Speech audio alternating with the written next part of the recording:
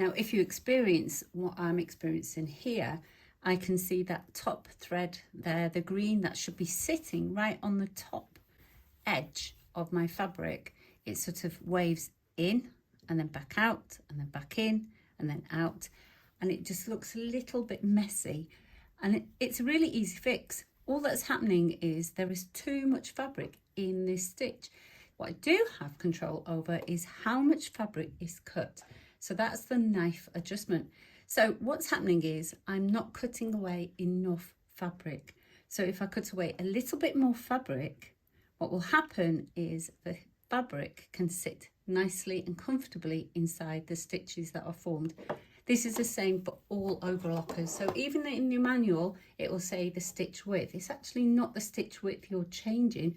All you're changing is how much fabric you're cutting. So all I'm going to do is turn the screw away from me, and it brings that knife closer. And I've only turned it a half turn, maybe a full turn, but not too much. I'm going to see what that does for my stitches.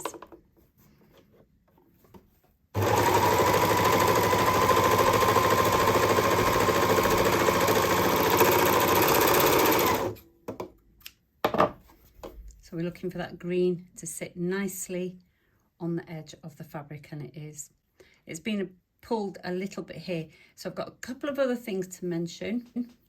If you don't cut in a straight line, you will find that you might end up with this effect ever so slightly. So you might find that if you don't cut straight, you might end up doing that to your fabric, because you can see I've slightly gone in there.